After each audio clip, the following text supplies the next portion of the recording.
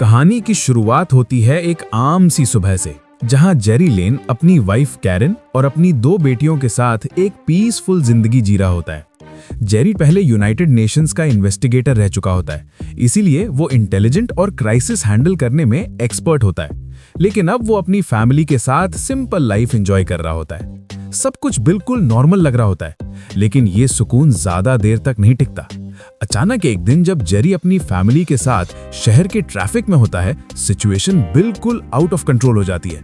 हर तरफ लोग भाग रहे होते हैं, गाड़ियां टकरा रही होती हैं और पैनिक इतनी तेजी से फैलता है कि किसी को समझ नहीं आता कि हो क्या रहा है। जेरी तुरंत ऑब्जर्व करता है कि ये कोई नॉर्मल राइट या एक्सीडेंट नहीं, बल्कि कुछ और ही है। वो देखता है कि कुछ लोग दूसरों को काट रहे हैं और जो भी बाइट होता है वो सिर्फ कुछ सेकंड्स में एक वायलेंट क्रीचर बन जाता है। वर्ल्ड वॉर Z का सबसे पहला शॉकिंग मोमेंट यहीं से स्टार्ट होता है, एक ऐसी इन्फेक्शन जो लाइटनिंग स्पीड से स्प्रेड होती है।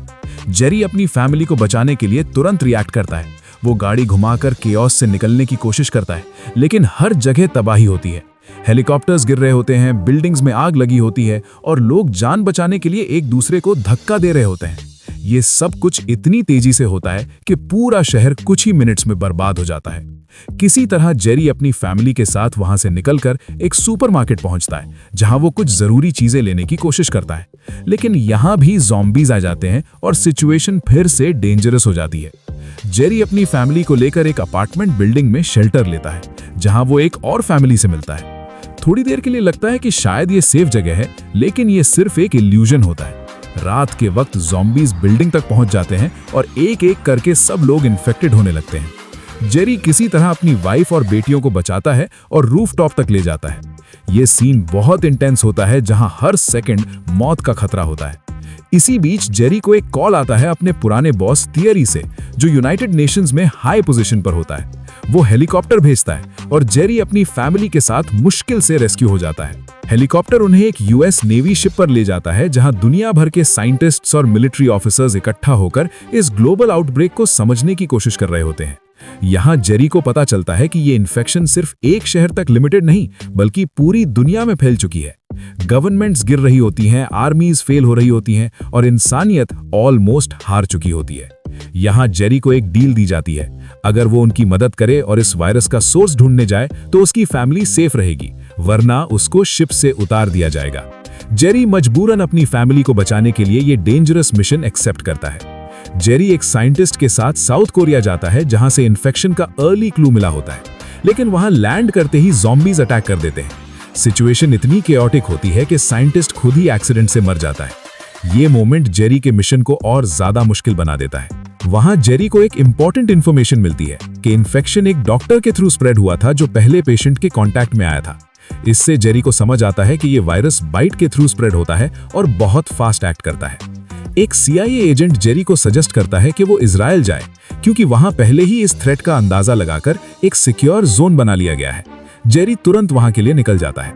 इजराइल पहुंचकर जेरी देखता है कि वहां एक ह्यूज वॉल बनाकर सिटी को प्रोटेक्ट किया गया है और लोग रिलेटिवली सेफ हैं।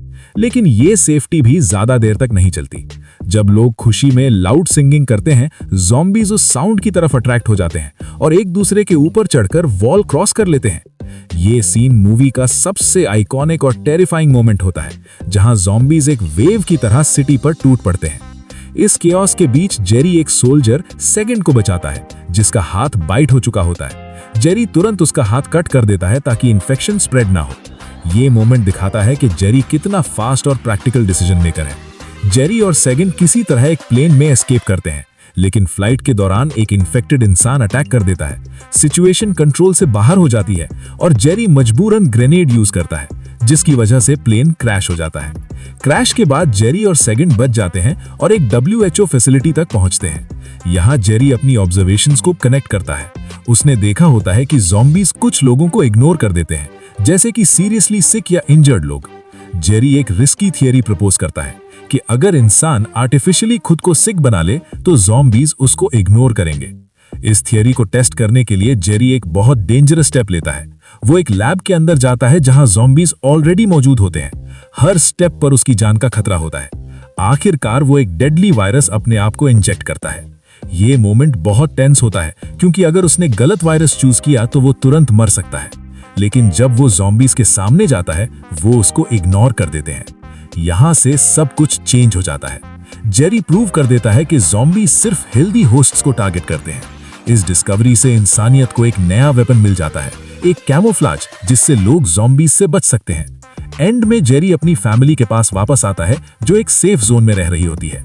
दुनिया अभी भी पूरी तरह सेफ नहीं होती, लेकिन अब इंसानियत के पास लड़ने का तरीका होता है। जेरी कहता है कि ये वॉर खत्म नहीं हुई, ये सिर्फ शुरुआत है। ये कहानी सिर्फ ज़ॉम्बीज की नहीं, बल्कि सर्वाइवल, इंटेलिजेंस और होप की कहानी है, जहां एक इंसान अपनी फैमिली के लिए पूरी दुनिया का सामना करता है और पूरी ह्यूमैनिटी को एक नई उम्मीद देता है। अगर अभी तक वीडियो देख रहे हो तो इसी वक्त लाइक और सब्सक्राइब मारो और दूसरी इंटरेस्टिंग मूवीज के लीकैप्स भी अभी देख लो, क्योंकि चैनल इतना छोटा है कि दोबारा ढूंढने से भी नहीं मिलेगा।